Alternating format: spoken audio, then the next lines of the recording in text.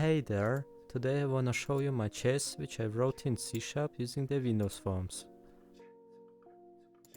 My clone is written in 5 classes, which are chess window, chess piece, board and the most important one, the movement class, where all of the chess piece movements are described.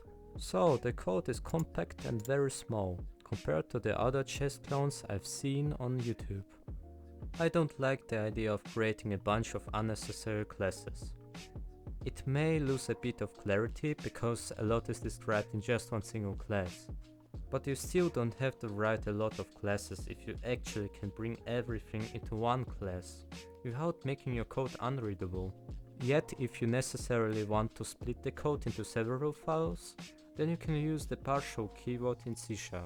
So enough talking, let me show you my chess clone. So the first nuance in chess is that your pawn can eat the enemy's pawn sideways, in case it made 2 steps forward. The second one is very obvious, but still difficult to implement.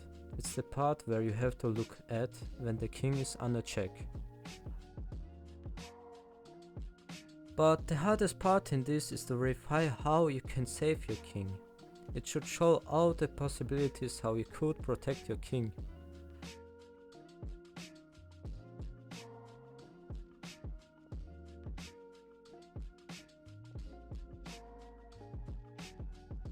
Third nuance is the castling. You can't castle when one or more tiles between the rook and the king, including the king and rook tiles, are under attack.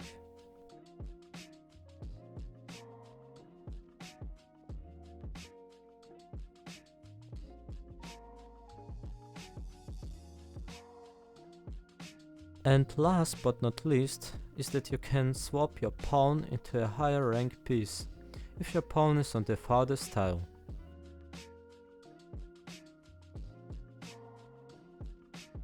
I would really love to break down everything in my project and explain every detail, but it would take me a bit too long because it's an old project of mine.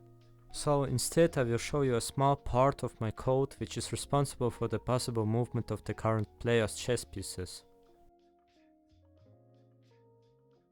Here is the main function for the movement. The function returns an array of possible moves for the selected chess piece. Piece move is a struct which stores the coordinates of the possible chess piece move. Afterwards we have a switch statement here, which looks for the piece kind of the current selected piece. But to go further, I have to show you 2 often used methods in the movement function. First is the line move. It looks how many moves the chess piece can make on a line, in left, right, down and up direction, without facing an obstacle. If you have a bishop for instance, then you have to change the second parameter, straight line, to false. Now the function will look for the left and right diagonal. In the first parameter you give over the moves array. Next up comes the destination function. Basically what this function does, it looks for the tile on a given position. Is it reachable? Meaning there is no piece that occupies that tile, except the enemy pieces. And the tile is not out of the board range. And if this all is true, then we return the tile on which the chess piece can move. Otherwise we return null. The variable previous move stores the previous move check. If the next tile is not accessible for the current chess piece, meaning the piece can't go further in the same direction, then I assign null to it. Back to our move method, you can actually see why I'm using the functions which I showed just a moment ago. For example, we have a king selected. Then I'm looking around if the tiles are accessible through the destination function. Then I'm storing the returned piece move value to the possible moves array.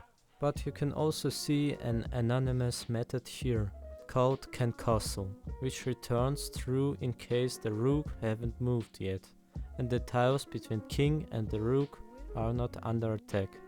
Then outside the anonymous method, we look if the right rook has never made any moves. And then if it can castle, it returns to the moves array the possible move position on which the king is placed when it's castled. Same happens with the left hand side castling. Okay, next let's look for the queen, which can move like a bishop and rook combined. Here you can see that I'm calling the line move function 2 times. But one of them is checking how far the queen can move diagonally. The other is checking in a straight line way, like a rook does. The knight is a different story.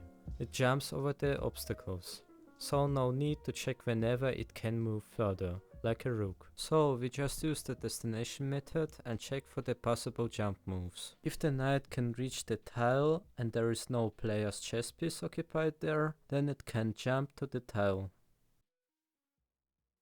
So you get the idea.